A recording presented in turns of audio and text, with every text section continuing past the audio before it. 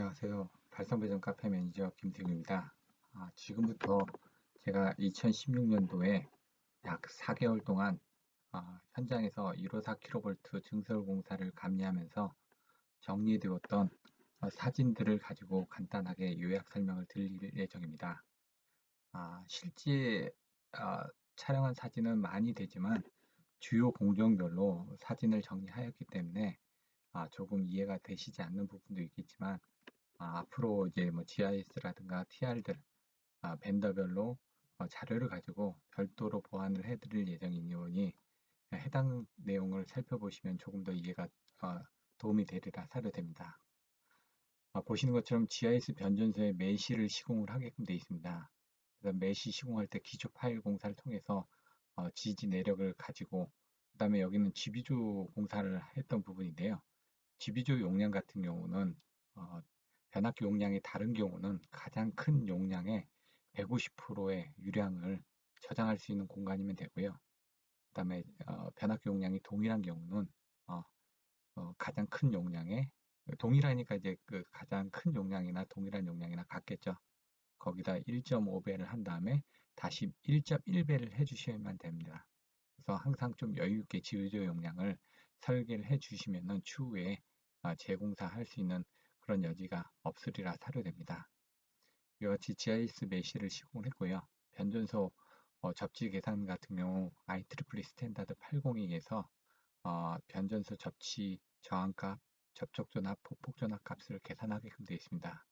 그래서 그런 관련 자료를 계산해서 안전공사에 공사계 신고서 제출 시 제출을 하도록 되어 있습니다.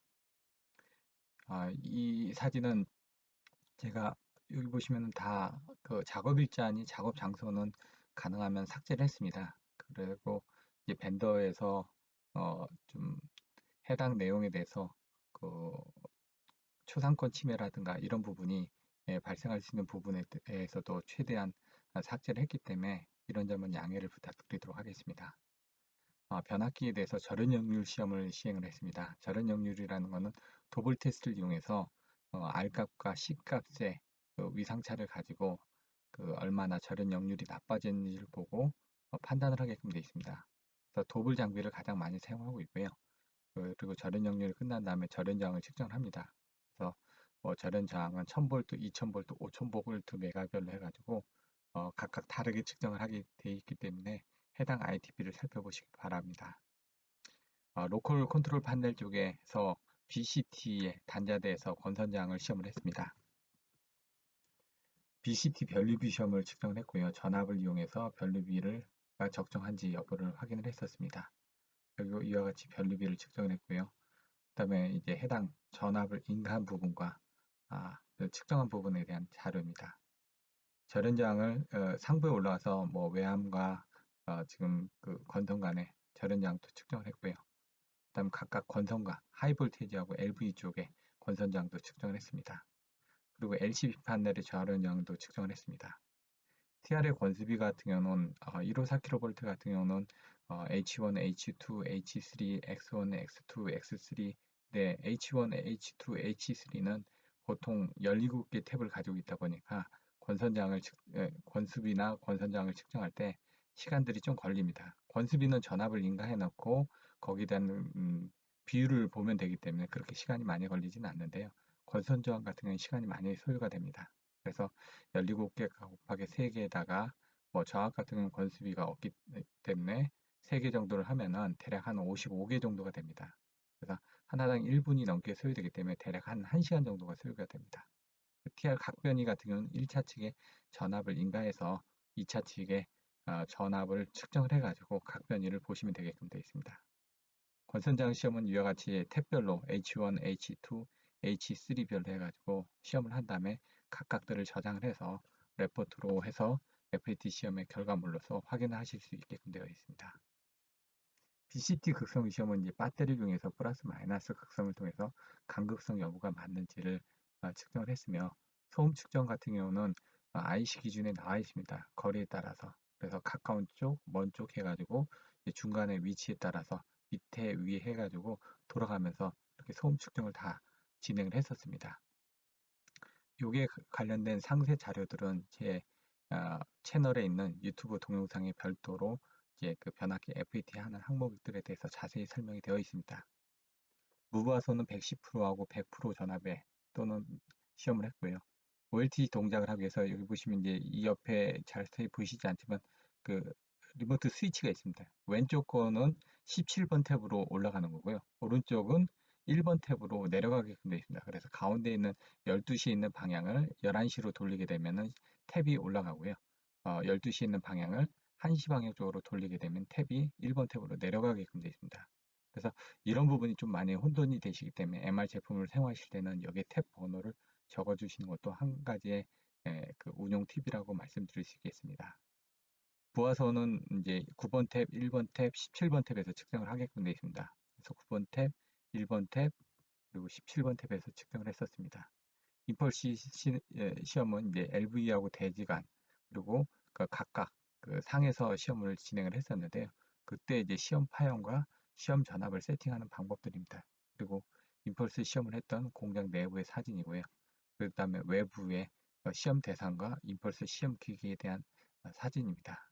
그 H0 이제 중성선에 대한 임펄스 시험 파형이고요. 그 다음에 요 반파로 해가지고 H2 쪽에 시험을 했던 전파, 반파 해가지고 반파 한 번, 전파 두 번, 뭐 재단파 이렇게 해가지고 IC에서도 IC하고 안C에 따라서 시험하는 방법들이 조금씩 차이가 나게끔 되어 있습니다. 그리고 각각 시험이 끝나고 나면은 이제 가스 분석을 해서 이제 변압기 내부의 오일의 변화를 검토를 하게끔 되어 있습니다. 그래서 임펄스 시험 전에 그리고 임펄스 시험이 끝나고 난 다음에 다시 오일 채취를 하고요. 상용주파 내압 시험 전에 또 상용주파 내압 시험이 끝나고 난 다음에 다시 오일 채취를 해서 변압기 건선의 이상 여부를 확인하게끔 되어 있습니다. 상용주파 내전압 시험 전경이고요. LV 대지간, HV 대지간, IC 규격이 나와 있는 상용주파 60Hz를 1분간 인가해서 시험을 하게끔 되어 있습니다. 유도 내전압 시험 같은 경우는 건선 내부의 층간 그 건선 절연이라든가 이런 걸 확인해야 되기 때문에 반드시 이제 그 발전기를 이용해서 이제 그 주파수가 240, 300, 400Hz 등으로 해가지고 그 시험 설비가 보유하고 있는 내량에 따라서 시험을 하게끔 되어 있습니다. 그래서 여기서는 240Hz로 시험을 했고요. 다른 공장 같은 경우는 400Hz로 시험을 하는 경우도 있습니다. 그래서 400Hz로 시험을 하는 경우는 공식에서 60 곱하기 뭐 400 곱하기 계산을 하게 되면은 시간이 줄어들게끔 되어 있습니다. 400Hz가 18초고 240Hz가 40초인가 이렇게 되어 있습니다. 60분의 240 하면은 이제 4가 나오겠죠. 그렇게 해서 이제 계산을 하게끔 되어 있습니다. 온도 상승 시험은 이와 같이 그 건선의 온도 저항 값을 계산하게끔 됩니다. 직접적으로 온도 값을 측정을 할 수가 없기 때문에 나중에 건선장의 값을 가지고 온도 상승이 적절한지 여부를 확인하게끔 되어 있습니다. 그래서 온도가 올라갈 동안 이제 보시면은 요게 이제 3시간 동안 1도씨 변화가 없게 되면 그때부터 포화가 됐다고 판단하고 1시간 동안 전격전류로 인가를 한 다음에 그 1시간이 지나고 난 다음에 뭐 15초에서 30초 단위로 권선량을 측정해 가지고 요때 떨어졌을 때 당시에 권선 저항 값을 계산을 하게끔 되어 있습니다.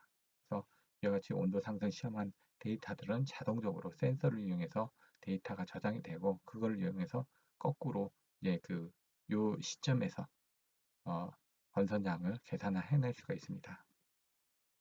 LCP 판넬에서 펜 동작 시험을 해서 펜 손실들이 얼마나 되는지를 확인하였습니다. TR 같은 경우 SFRA라고 해가지고 스위프 프리퀀시 리스폰스 어널리시스 해가지고 각각의 권선 부분을 보게끔 되어 있습니다. 코어 부분, 권선 부분 해가지고 이동 전에 권선의 주파수 분석을 하게끔 되어 있습니다. 각각의 특성별로 해가지고 이쪽이 안쪽이 되고요. 이쪽이 바깥쪽이 됩니다. 그래서 안쪽부터 주파수 분석을 해가지고 바깥쪽까지 이렇게 분석을 하게끔 되는데 이건 여러 가지 부분을 한꺼번에 다 이렇게 분석을 해서 하나의 화면으로 나타난 것 뿐이고요. 각각을 따로따로 나타낼 수가 있습니다. 그래서 H1, H2, H3, H대로 뭐 이런 부분으로 LV 부분 이렇게 해가지고 권선장 부분을 각각 주파수 분석을 해서 화면에 표시를 하고 있습니다. 그리고 이제 이동이 끝난 이후에 이제 똑같이 SFR을 통해서 이제 권선에 어떤 충격이 가해졌는지 그 여부를 비교 검토하면 되게끔 되어 있습니다. 물론 이제 이런 경우 이제 권선 저항을 측정한다든가 하면은 저희가 DC를 이용을 하다 보니까 안에 코일에 잔류 자석이 남아 있는 경우가 있습니다. 그런 경우는 이제 주파수 분석을 했을 때 데이터가 틀려지기 때문에 그런 경우는 충분히 안에 자석을 어, DC 자석에 의한 잔류 자석을 없애준 다음에 시험을 하셔야지만 정확하게 비교 검토가 가능하게 되어 있습니다. 그리고 마찬가지로 여기 누유를 확인하기 위해서 약간의 뭐 0.3 kg 정도의 그 압력을 가해서 누유를 확인하게 되는데 실질적으로 보시면 누유가 확인이 잘 안 되기 때문에 여러분들이 누유를 확인하실 때는 손으로 접합부 밑에 부분을 다 만져보시게 되면은 오일이 만져지는 경우 그때 이제 누유가 됐는지 여부를 확인하실 수가 있습니다. 그리고 이제 LCP의 각각의 동작 시험들을 다 진행을 하였습니다. 그래서 시퀀스적으로 다 동작하는지 램프는 제대로 들어오는지 여부를 확인했었고요. OLTC적 보호 계전기 같은 경우는 PRS2001 제품이었는데 그 뚜껑을 열어보게 되면은 이 왼쪽과 오른쪽에 버튼이 두 개가 있습니다. 이쪽이 테스트 버튼이고 이쪽이 테스트를 리셋하는 버튼입니다. 평상시 때는 가운데 있다가 여기 이제 유량이 지나가면서 이거를 밀게 되면 이와 같이 올라가게 됩니다. 그래서 누르게 되면은 이렇게 올라가고 리셋을 시키면 이렇게 내려가는 부분을 여러분 확인해서 보실 수가 있습니다. 방화병 같은 경우는 이제 타겟을 동작하게 되면 요 밑에 스위치가 있어서 스위치를 당기고 밀고 해가지고 리셋을 시킬 수가 있습니다. 안에 0.7kg 포 세제곱미터 이상의 압력이 됐을 경우는 이 방화변을 통해서 방출을 하게끔 되어 있습니다. 폭발하지 않게끔 적절하게 뚜껑을 열어줘야지만 이, 이, 이 기기가 파손되지 않기 때문에 그런 부분이고요. 부울주 계정기 같은 경우는 요것도 뚜껑을 열어보시면 버튼 두 개가 있습니다. 그래서 눌렀다 뗐다 이렇게 하실 수가 있게끔 되어 있고요.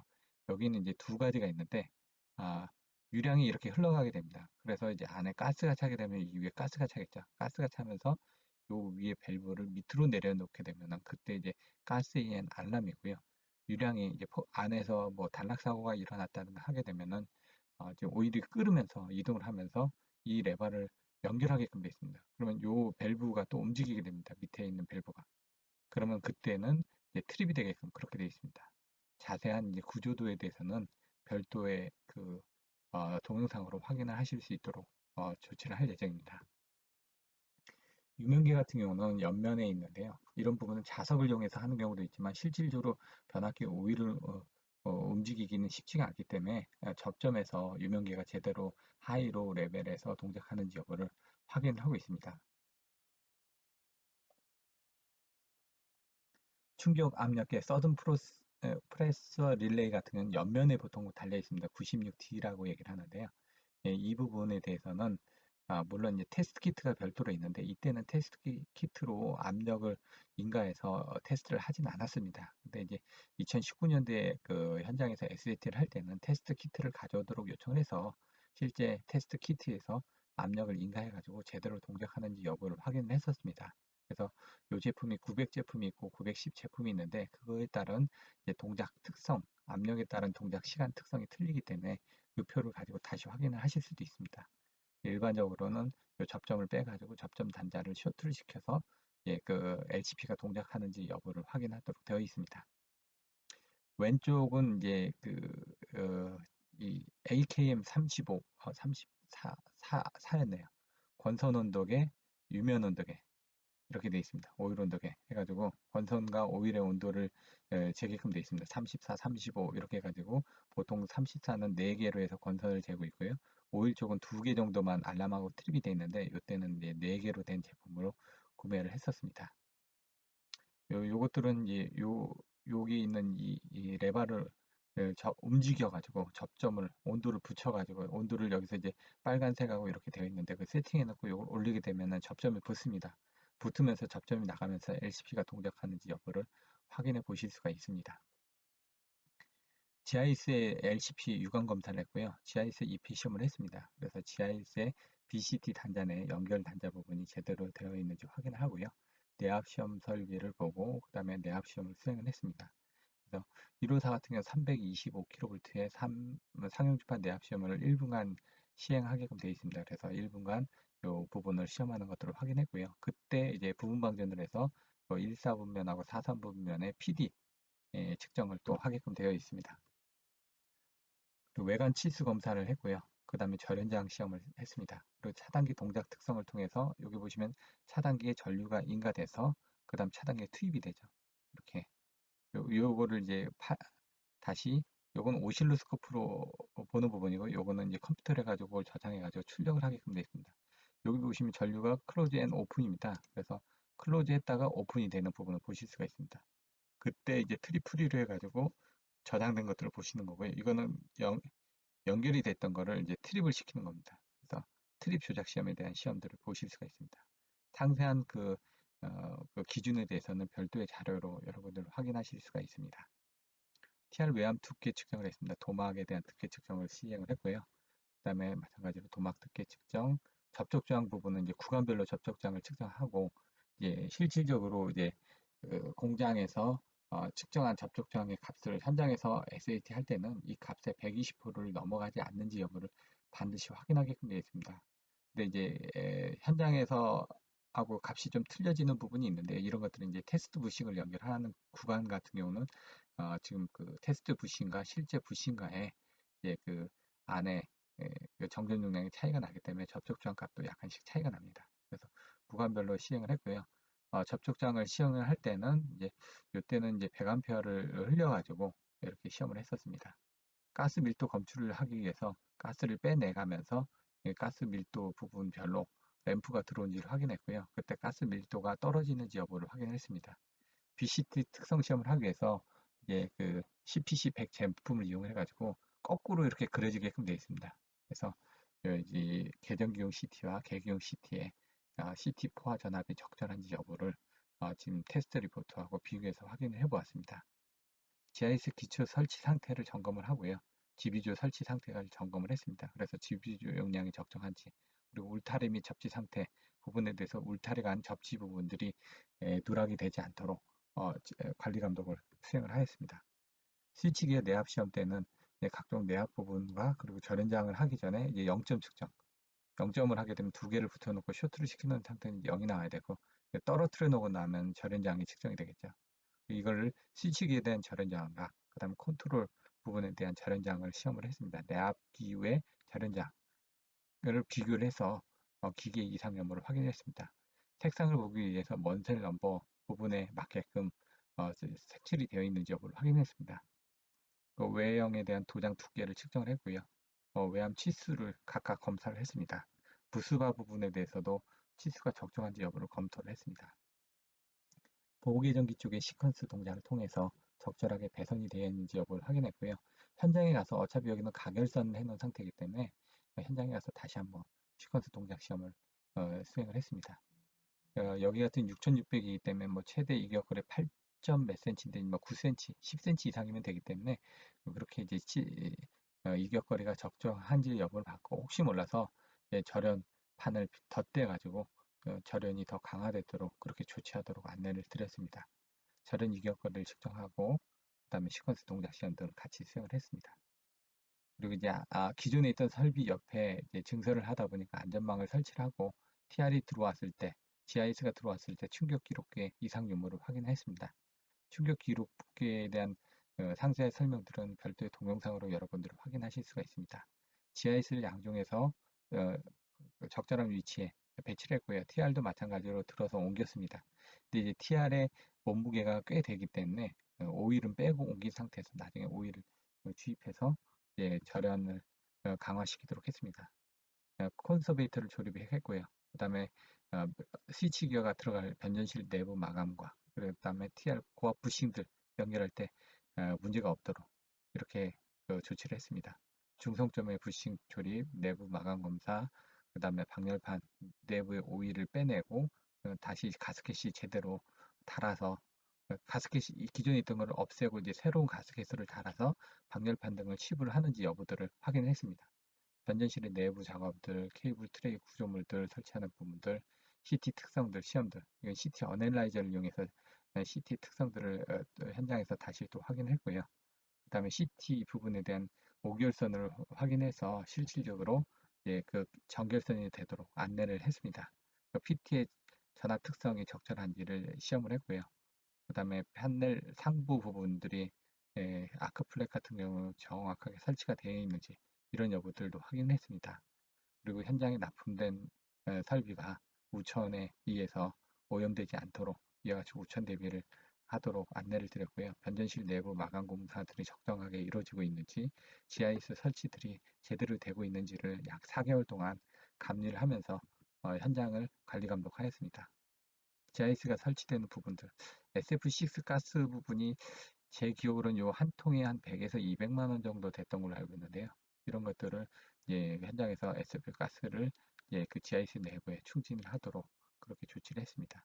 케이블 트레이 서포트, 그다음에 패킹 리스트를 보고 GIS 설치 부속품이 제대로 들어왔는지, GIS 설치 시에 그 조건에 따라서 뭐 먼지가 들어가지 않게끔 또 습도가 적절한지 여부 이런 것들을 확인을 했습니다. 그래서 GIS 설치하면서 안에 이물질을 적절하게 제거를 하고 접촉 시에 문제가 없도록 그 수평이라든가 이런 것들을 정확하게 확인을 해보면서 작업을 했습니다. 트레이 구간별 설치 부분들을 보고 트레이 간의 접지 부분들을 제대로 체결이 되는지 여부를 안내를 드렸으며, GIS 설치가 가장 중요하다 보니까 GIS 설치 부분에 대해서 가장 많은 시간을 할애해서 살펴보았습니다. GIS 설치 부분, GIS 연결하기 위해서 TR의 위치를 조정을 했고요. 케이블 트레이 설치 부분들 GIS 설치를 하고 나서 부싱 부분, 여기 부분이 알루미늄이다 보니까 볼트를 체결할 때 너무 힘을 주게 되면은 볼트가 야마가 나서 헛돌게 되는 경우가 있습니다. 그래서 이런 부분에 주의해서 이제 중요한 체크 포인트를 가지고 항상 확인을 하셔야지만 되게끔 되어 있습니다. 그리고 이제 벨로우즈 부분에 의해서 약간의 그 이격거리를 조정을 할 수 있게끔 되어 있습니다. 그리고 GIS 설치 위치를 조정을 했고요. 그 다음에 이제 안에 GIS 내부에 이제 부스바의 전경을 보실 수가 있습니다. 내부 청소를 하고 나중에 조립을 하게끔 되어 있습니다. 그리고 수평들이 제대로 맞는지 여부를 확인했고요. 그 다음 TR 센터에 맞춰서, 왜냐면 부싱과 부싱이 제대로 연결이 돼야 되기 때문에 센터를 맞춰 놓고 다 설치가 된다면 GIS 진공을 걸어서 진공이 완료된 이후에 SPC 가스를 충진하도록 그렇게 되어 있습니다. 진공이 제대로 걸리지가 않는다면은 어딘가 접속이 원활하지 않은 구간이 생기기 때문에 진공이 제대로 걸렸는지 확인하고 또 어, 그 가스가 바깥으로 나오는지 여부도 나중에 충진하고 나서 별도로 또 확인을 하게끔 되어 있습니다. 케이블 트레이를 설치하고 TR을 고정하기 위한 앙카들, 일단 움직이는 상태에서 앙카를 설치해서 정확하게 고정을 시키고요. 가스를 주입을 하고 그 다음에 이제 접지선 등을 적절한지 연결을 하게끔 되어 있습니다. 그 구조물을 설치하고 나중에 이제 옆에서 보실 수 있게끔 미믹으로 해가지고 뭐 차단기 뭐 이런 부분들을 보실 수 있게끔 색 테이프로 표시를 합니다. 그리고 GIS 내부 케이블들이 다 연결이 되고 나서 이쪽을 다 마감을 해서 이제 외부에서 뭐 이물질 같은 게 들어오거나 설치류들이 들어오지 않도록 이렇게 마감을 하게끔 유도를 했습니다. 변진실 내부에 에폭시로 해서 깔끔하게 청소를 하고 나서 이 부분에 대해서 이제 판넬들 입구에서 스위치기어를 설치를 하고 거기에 관련된 케이블이 연결될 수 있도록 조치를 하였습니다. TR이 옮겨주고 난 다음에 아까 말씀드렸던 것처럼 SFRA, 스위프 프리퀀시 리스폰스 어널리시스 해가지고 권선 HV, XV, LV 쪽에 권선의 이상 유무를 이렇게 주파수 분석을 통해서 확인을 하게끔 되어 있습니다. 그래서 TR SFRA를 하기 위해서 이제 부싱 쪽에 분리가 된 상태에서 시험을 하게끔 되어 있습니다. 그리고 절연 연률을 측정을 하게끔 되어 있습니다. 도블 테스트를 이용해서 이건 도블 M4000, M4100 장비를 이용해 가지고 요게 이제 고압축, 이쪽이 저압축, 이쪽이 뭐 검은색이 안전 스위치, 이쪽이 뭐 이제 온도 센서 스위치 뭐 이렇게 나와 있습니다. 접지 스위치. 그리고 여기서 이렇게 끊어져 있기 때문에 요 끊어져 있는 상태에서 요 끄는 상태에서 각각 절연 연률을 측정하고 다 끝난 다음에 요 안에 지금 부스바가 끊겨 있습니다. 여기 보시면은 알루미늄 부스바가 끊겨져 있는 상태에서 TR 쪽만 테스트를 하게끔 되어 있습니다. 그래서 절연 연률을 측정하고 판넬이 있고 난 다음에 도비들이 이 판넬들을 이와 같이 하나씩 하나씩 옮겨가지고 열반을 시킨 다음에 수평을 마치고 그 다음에 거기에 관련된 조치를 시작하게끔 했습니다. 변압기의 극성 각변이를 측정했고요. 그 다음에 TR의 BCT 등을 측정을 했습니다. 그리고 GIS의 베이스가 제 위치에 오게 되면 웰딩 작업을 통해서 TR은 앙카를 박았지만 BIS는 웰딩 양을 통해서 이동이 되지 않도록 이렇게 조치를 했습니다. 케이블 트레이 구간들이 제대로 설치가 되고 있는지 여부를 확인했고요. TR의 경우 오일을 집어넣고 난 다음에 오일에 대한 내압 시험을 했습니다. 그래서 현장에서 6번을 시험해서 첫 번째는 빼고 5개의 시험 데이터가 50kV 이상이 나오는지를 확인해서 TR의 이상 유무를 판단하게끔 되어 있습니다. TR의 권선장은 이제 간이 계산을 해서 측정을 하는데 이때 이제 DC 여자 전류가 아, 인가가 되기 때문에 항상 주파수 분석을 하는 SFR의 전에 권선장이 측정이 되었다면 이때는 충분하게 이제 방전을 시키고 그 다음에 주파수 분석을 하셔야지만 정확한 결과를 얻으실 수가 있습니다. 권선장 측정은 뭐 20A, 30A, 50A, 100A 정도로 지금 각각 TR 전격 전류의 15%에서 30% 이내를 인가해서 테스트를 하게끔 되어 있습니다. 이때는 제 기억으로는 전격 전류 때문에 뭐 100A 정도를 인가해서 권선장을 측정했던 걸로 기억이 나고 있습니다. TR의 BCT 특성을 시험했고요. 이제 CPC100에 의한 특수성 데이터하고 절연장, SAT들을 다 수행을 했습니다. 그리고 절연장 측정, LCP 동작 시험, FAT 했던 부분들을 SAT에서 상에서 제대로 결선이 됐는지 여부를 다시 한번 확인을 했습니다. 어, FAT 당시에 문제가 없던 게 이제 SAT를 하면서 이제 부울주 계정기에 알람 접점 하나가 소선된 것을 확인한 사례도 있기 때문에 반드시 이제 현장에서 SAT를 할 때 문제가 없을 거라고 생각하시지 말고 반드시 점검을 하셔야지만 추후에 문제가 없을 거로 사료가 됩니다. 판넬들을 열반을 했고요. 예, 열반한 이후에 베이스 웰딩, 그 다음에 이제 GCB의 계피 특성 시험을 현장에서 해가지고 그걸 첨부를 하게끔 되었습니다. 그리고 가스 기밀 시험을 또 FAT하고 동일하게 측정을 했고요. 부스 덕트가 입고된 이후에 내압 시험을 하고 뭐 여러 가지 부분들을 진행을 했었습니다.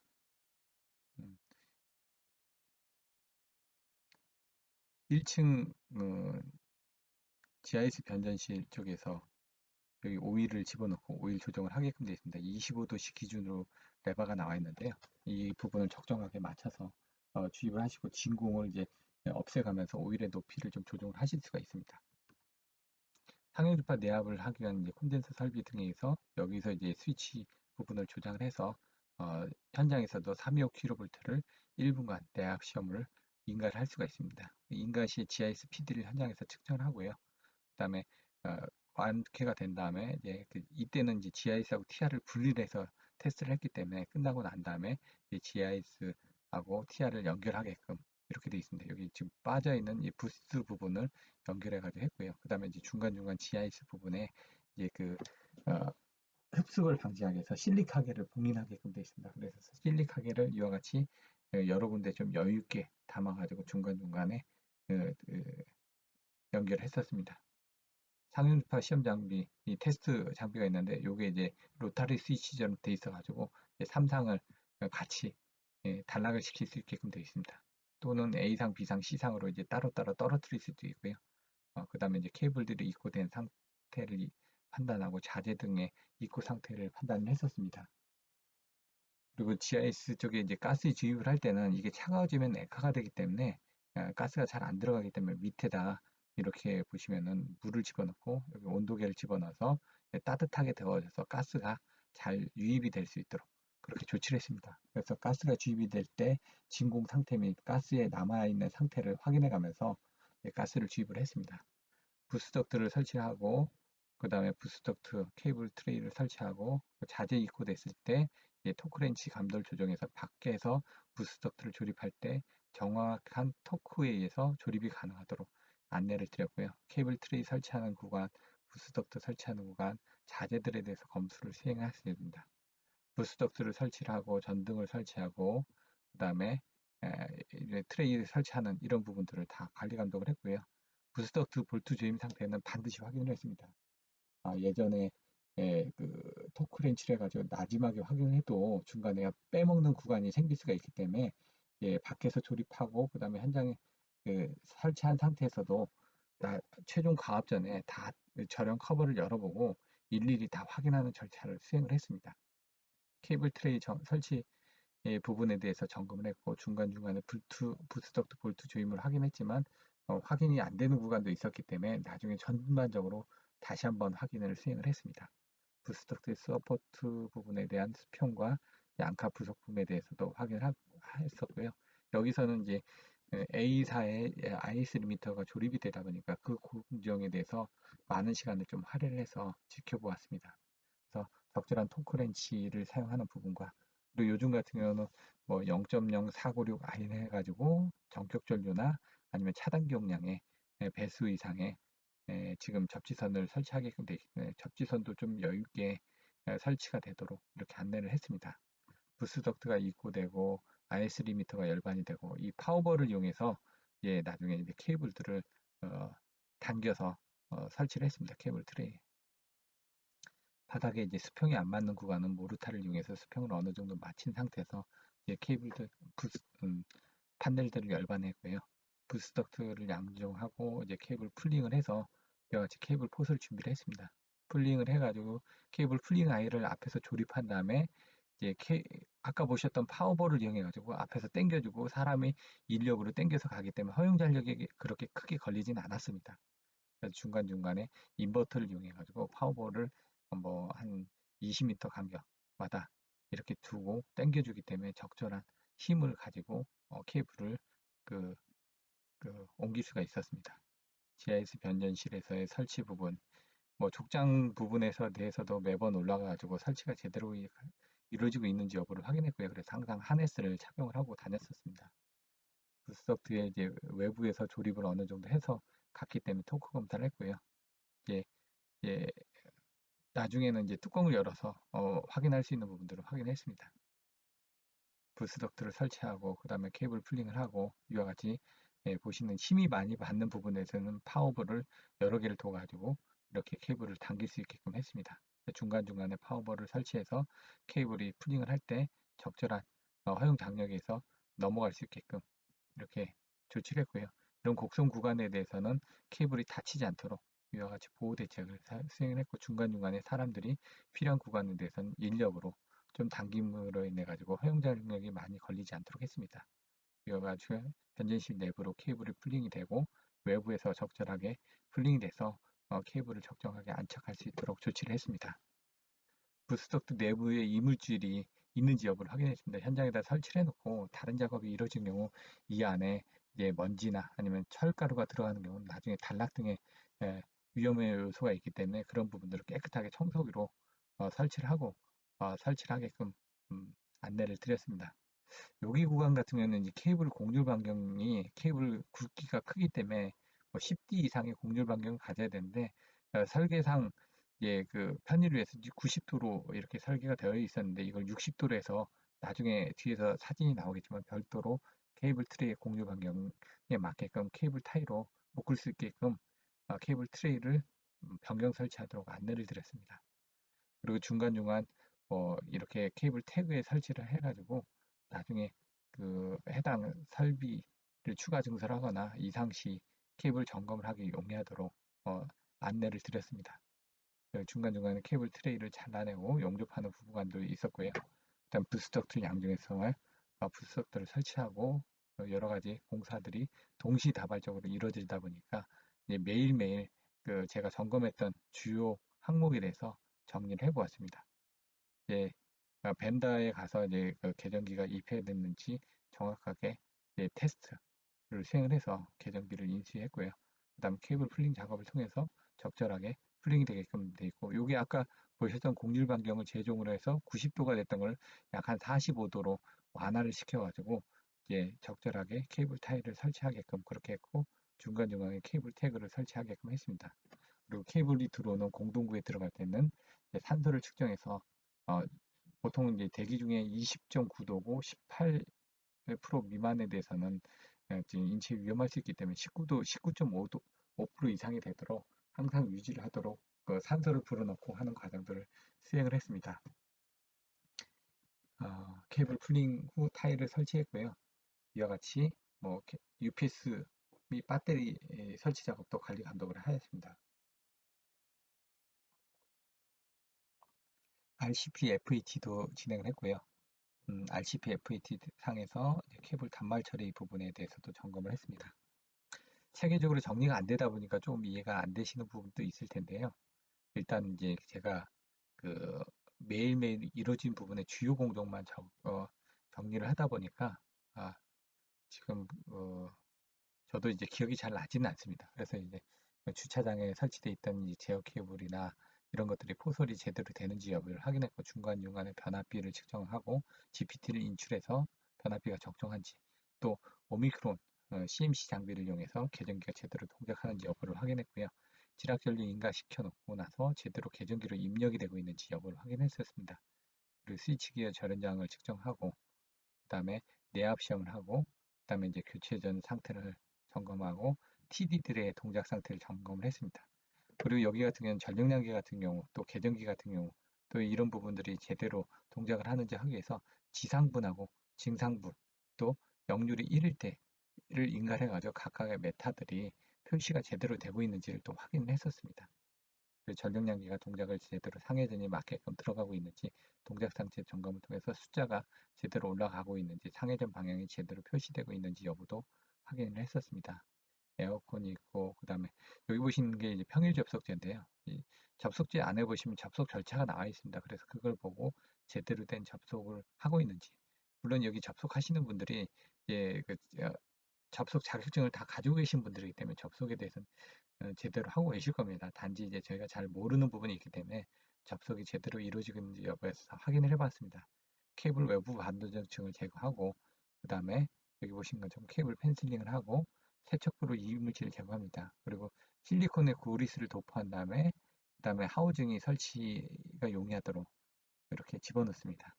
근데 이제 저희가 좀 아쉬운 점이 있다면 하우징이 항상 이제 탑 엔트리 방식인데 바텀 엔트리 방식으로 되어 있다 보니까 이런 경우 이 먼지가 여기 쌓여 있는 부분이 생길 수가 있는데 이런 경우 탑 엔트리 방식일 때 그다음에 바텀 엔트리 방식일 때에 따라서 하우징을 두 가지 종류로 제작을 해 놓는다면은 현장에서 좀 더 수월하게 사용하시지 않을까 생각이 됩니다. 접속 단자를 이제 압축을 하고 그다음에 편조선을 설치하고 그다음에 여기 접속을 완료를 했습니다. 종단 접속지를 보시면 케이블 외피를 제거하고 그다음에 동차폐 테이프를 제거하고 외부 반도전층을 제거하고 케이블 펜슬링을 통해서 그다음에 아까 도포그리스를 통해서 하우징이 제대로 잘 들어갈 수 있게끔 상황을 만든 다음에 하우징을 설치하고 접속 단자를 압착을 하고 그다음에 편조선을 설치하고 여러 가지 단말 작업을 하시면은 케이블에 대한 접속 단말 작업은 완료가 되도록 되어 있습니다. 한국전기안전공사의 정밀안전진단을 요청을 해가지고요. 차단기 동작 시험을 했습니다. 차단기 동작 분석기에서는 에, 종이로 플로트가 되는 타입이 있고요. 화면으로 저장되는 타입이 있습니다. 이거는 화면으로 저장이 돼서 저장이 된 보고서가 별도로 나왔습니다. CT 특성은 이제 CPC100 장비를 이용해서 특성 시험을 했고요. 부스덕트 지지대 용접, 뭐 그리고 이제 내압 이거는 이제 별도의 판넬을 내전압 시험하고 절연저항 시험, 뭐 내전압 시험 등을 했던 거.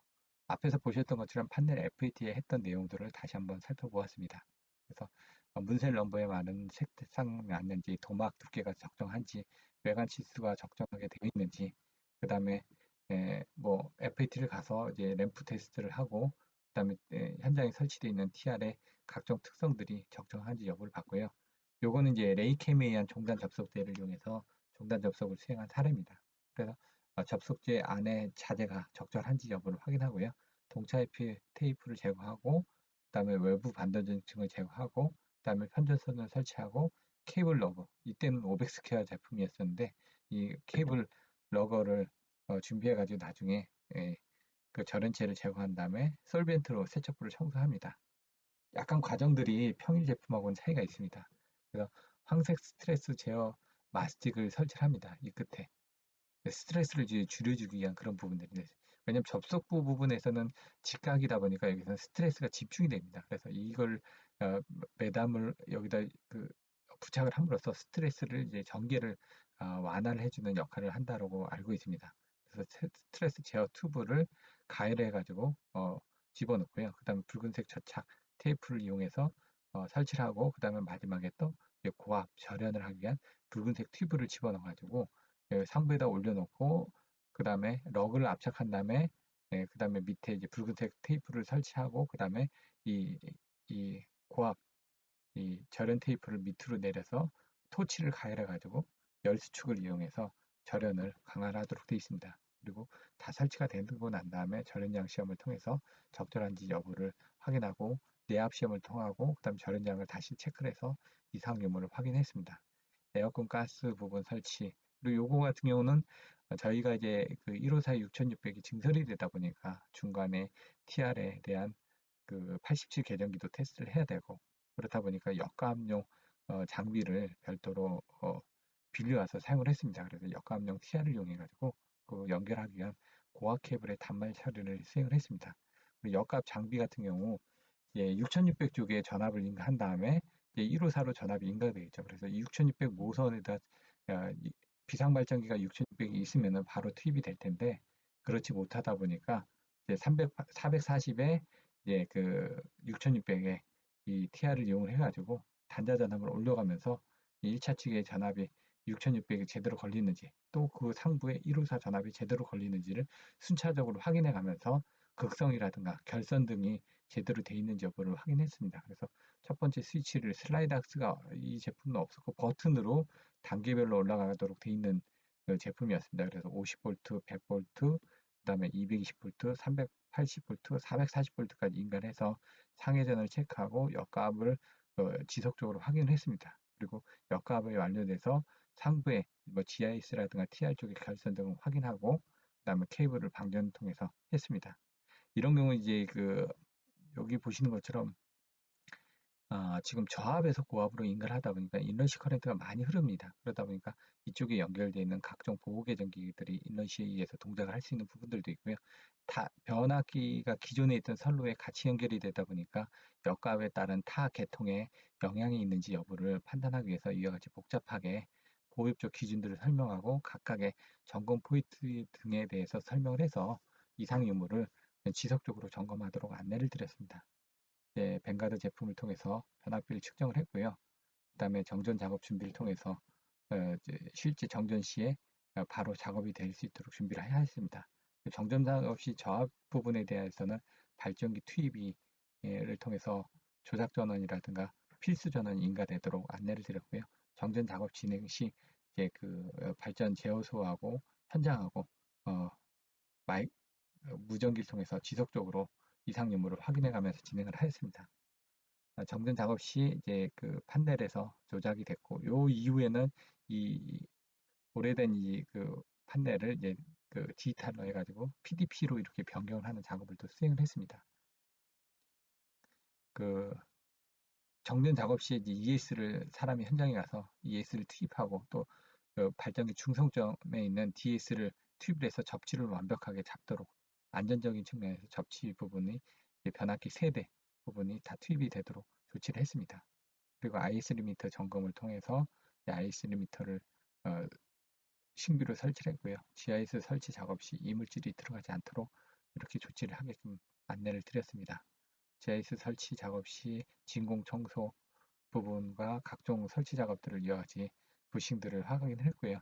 정전 기간이 아주 짧다 보니까 야간까지도 작업이 이루어졌습니다. 그래서 야간 작업 시 안전하게 작업이 이루어질수록 옆에서 관리 감독을 했습니다. 그래서 이제 뭐 옆에 부스바 달로기 부분, 그다음에 이제 MOF 부분 설치하는 것들을 다 확인했고요. 변압기 오일은 보통 그 변압기 자기 용량의 2에서 3회 정도를 오일을 여과하도록 되어 있습니다.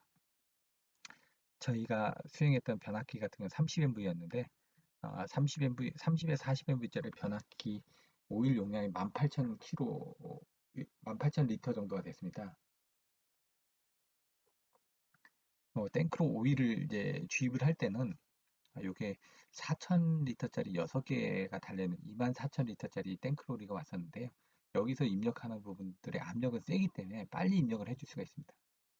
그래서 입력할 때는 빨리 입력하고 여과할 때는 이제 이 여과기의 시간이 1시간에 그 6,000리터짜리였었는데 그래서 지금 18,000리터짜리를 한 번 여과하는데 3시간이 걸렸습니다. 그래서 이때는 아마 두 번만 여과를 하다 보니까 한 6시간 정도 여과를 했고요. 3회 여과를 하는 경우는 6천 곱하기 18,000이 3시간이니까 3 곱하기 3이니까 9시간 정도를 이제 여간을 시키면은 3번 정도 여간을 시킬 수가 있습니다. 그래서 변압기 오일을 계속적으로 여간을 했었고요. 그다음에 RCP가 설치될 때 IS 리미터를 교체를 하면서 이제 기존하고 신규 설치 CT가 틀리다 보니까 이 부스바에 이 CT를 설치할 때 많이 애를 먹었었습니다. 그래서 미리 이런 부분에 대해서도 확인을 했기 때문에 사실 그 어려움은 없을 거라고 생각했지만 현장에서의 어떤 그 변수 부분은 직접 확인해 보기 전에 어렵기 때문에 미리 그 관계자들하고 여러 가지 상황에 대해서 논의를 하셔야지만 될 걸로 사료가 됩니다. GIS 설치 작업을 하고 벨로우즈 부분에 대해서는 한쪽은 이렇게 풀어주셔야지만 됩니다. 그래야지 이 벨로우즈가 이제 늘어났을 때 그 한쪽이 풀려져 있어야지만 이게 늘어날 수가 있거든요. 그래서 양쪽을 다 잠그는 것보다 보통 왼쪽을 이렇게 풀어두게끔 그렇게 되어 있습니다. 그리고 이제 케이블 내압 부분 과학 케이블 같은 경우는 6kV 같은 경우는 20kV를 인가하게끔 되어 있습니다. 근데 이제 신품이 아닌 사용하던 제품 같은 경우는 6kV 같은 한 1.5배 해가지고 한 10kV 정도만 인가해서 테스트를 하기 때문에 그런 부분 알고 계시면 될 것 같습니다.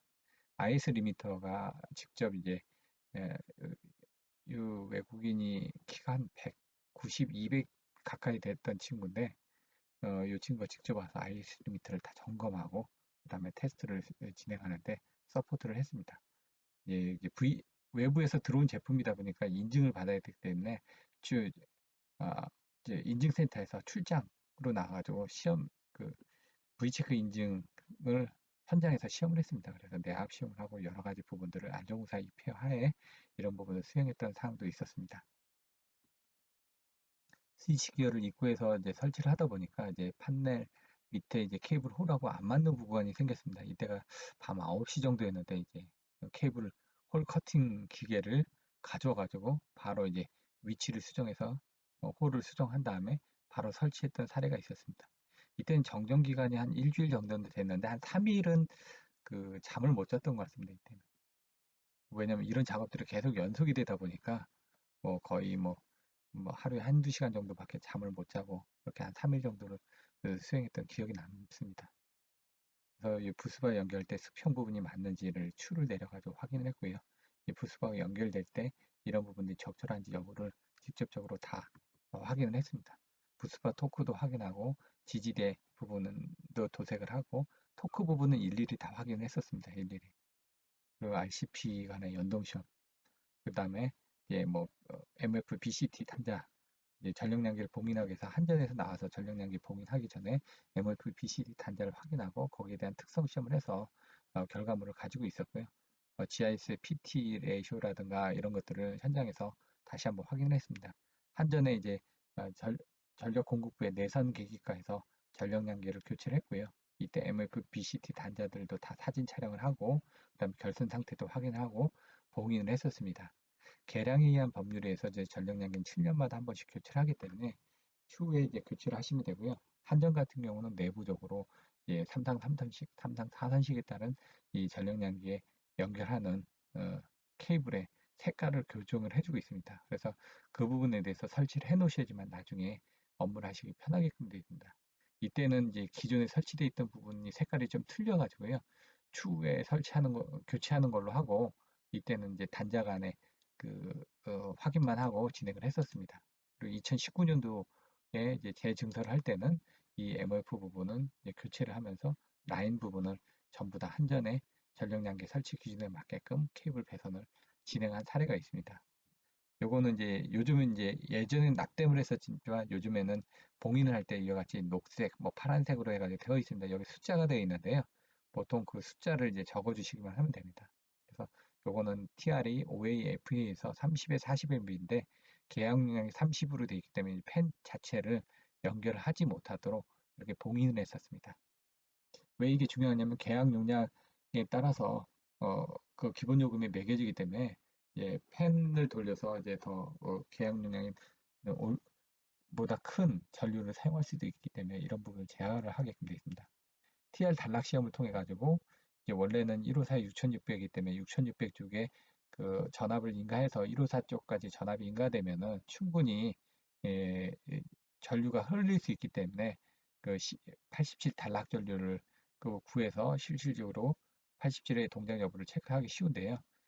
저희가 가압을 했을 때는 6600쪽에 이제 적은 전압만 인가하다 보니까 다이렉트로 연결할 수 있는 부분이 없어서 이제 슬라이드 악스로 440V까지밖에 연결을 하지 못하다 보니까 6600쪽에 440V가 연결되면 1호사 측에서는 전압이 더 낮습니다. 그러다 보니까 여기 충분한 비율이 형성이 되지 않기 때문에 계전기 쪽에서 화면에 표시가 되지 않을 수가 있습니다. 그래서 이때는 이제 각변이라든가 이런 것들을 측정하기 위해서 여기 보신 것처럼 전력 분석기를 이용해서 요 CTT 단자대에서 여러 개 권선을 이용해 가지고 측정을 함으로써 실제 흐르는 전류보다 뻥튀기를 해주는 거죠. 한 번 들어가는 배선은 한 번 측정하면 한 1이 나오지만 두 번 감은 거에다가 CT를 거게 되면 1이라는 전류가 흘러도 2라는 전류가 측정이 됩니다. 그래서 15톤에서 한 30톤 정도를 감아가지고 적절한 각변이가 나오는지 여부를 확인할 수 있게끔 해서 TR에 대한 단락 시험을 수행을 했었습니다. 전력 감시 시스템을 아까처럼 모자이크 보드에서 이와 같이 교체가 됐습니다. 아까는 모자이크 보드에서 이렇게 판넬을 RCP에서 조작을 하게끔 되는데 이와 같이 모자이크 보드를 PDP를 이용한 부분으로 바꾸고 요 밑에 이제 일부 조작 제어반들은 놔두게끔 그렇게 조치를 했습니다. 1호사 가압 준비를 했고요. 초상권 때문에 제가 일일이 다 얼굴들은 다 바꿔놨습니다. A사에 보호계정기가 설치가 되어 있습니다. 그래서 A사 장비를 달아놓고 추후에 이제 각각의 그 전류들이 흘러가는 걸 보고 그 다음에 실질적으로 PCM600 소프트웨어를 통해서 각각의 세팅 파일들도 다운을 받아가지고 이제 적합하게 세팅이 됐는지, 왜냐면 현장에서 테스트가 이루어지고 난 다음에 여러 사람들이 보호계정기 펑션들을 손을 대게 돼 있습니다. 그러다 보면은 원치 않게 세팅 값이 바뀌는 경우도 있고 원치 않게 어, 보호할 요소가 오프돼서 보호가 제대로 이루어지지 않는 경우도 있습니다. 그래서 그런 부분을 완벽하게 시험이 끝난 상태에서 그 보호 계정기 테스트가 완료된 이후에 세팅 값을 다운로드 받아서 적정 여부를 확인을 했었습니다. IS 리미터를 이제 점검하기 전에 이와 같이 많은 사람들이 모여서 어떤 식으로 작업할 건지를 점검하고 단시간 내에 이때도 한 이틀 정도 밤을 새가면서 일을 했습니다. 그래서 되게 많이 고생했던 기억이 납니다. AVR을 세팅을 했는데 이때 이제 탑콤 230 엑스퍼트 모델을 3대를 설치를 했습니다. 저도 이때 이 제품에 대해서 많이 공부를 했는데요.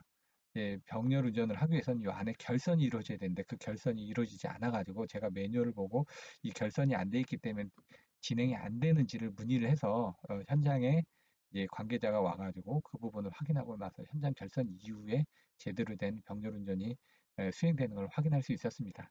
저도 이때 매뉴얼 한 200페이지를 읽어보고 이 제품에 대해서 좀 많이 배울 수 있는 좋은 기회가 됐었습니다. 그래서 2019년도에 오버할 때는 이 각각의 화면들을 다 찍어서 보다 이 안에 있는 기능에 대해서 좀 더 상세하게 배워볼 수 있는 그런 기회를 가져봤었습니다. 추후에 시간이 되면 이 탑콩 230 엑스포트 모델의 그 세팅 값이나 안에 구성 요소가 어떻게 되는지를 별도로 설명드리는 동영상을 제작해서 올릴 예정입니다. 여기 보시면 탑콩 230의 이제 그 단자되고요. 결선들입니다. 동기 장치를 운영하는 교육부가 부스타일을 통전하기 전에 관계자들이 다 모여서 현장에서 무전기로 같이 현장 제어반과 그다음에 제어실에서 통화를 통해서 진행을 했었고요. 여러 사람들이 모여서 부하 투입을 하고 이런 작업들을 진행을 했습니다. 여기 보시는 것처럼 여기하고 여기 보시면 AVR 결선이 여기가 빠졌죠. 그래서 요거를 하고 나서야 여기 이제 불이 들어오게 됩니다. 그래서 병렬 운전 할 때는 여기 결선이 돼야 되는데 그런 부분이 결선이 안 돼가지고 요걸 매뉴얼 보고 찾아가지고 조치를 한 사례가 있습니다. 그리고 A사의 이제 메인반 보호 계정기, 그다음에 A사의 피더반 보호 계정기 해가지고 630 시리즈, 615 시리즈를 이용해서 이렇게 각각의 TR의 전류 및 각변이, 그다음에 여기는 REF 시리즈, RET 시리즈를 각각 두고 변압기에 대한 보호도 적정한지 여부를 확인을 했었습니다. 여기는 RET 제품들이고요. 그 모든 감리가 끝난 이후에 그간 있었던 내용들과 여러 가지 보호 상태의 그 보호 계정기 세팅 값을 변경을 해야 되는 부분을 각각의 팀별로 그 설명을 드림으로써 업무 협조가 원활하게 진행될 수 있게끔 수행을 했던 기억이 있습니다. 3년 전이지만 이렇게 그 사진을 보니까 좀 새로운데요. 여러분들한테 이제 두서없이 설명하다 보니까 좀 어려운 부분도 많았을 거라고 생각을 합니다. 하지만 뭐 전반적인 이제 그 부분이 이렇게 이제 154 킬로볼트에 대한 TR과 GIS와 그다음에 케이블과 뭐 부스 덕트 그다음에 뭐 각종 그 스위치계 판넬을 설치할 때 어떤 그 절차가 이루어지는지를 이 사진을 통해서 간접적으로 여러분들이 확인하실 수 있게끔 이렇게 설명드렸고요. 추후에 기회가 되면 각각 3개의 GIS 부분, 그다음에 4개 회사의 TR, 벤다별로 뭐 교육 자료 등을 통해서 간단하게 설명드리는 시간을 갖도록 하겠습니다. 이상으로 발성배정 카페 매니저 김세용이었습니다. 아, 긴 시간 동안 저의 뭐 짧은 소견을 가지고 설명드렸던 내용을 들어주셔서 감사합니다. 이상입니다.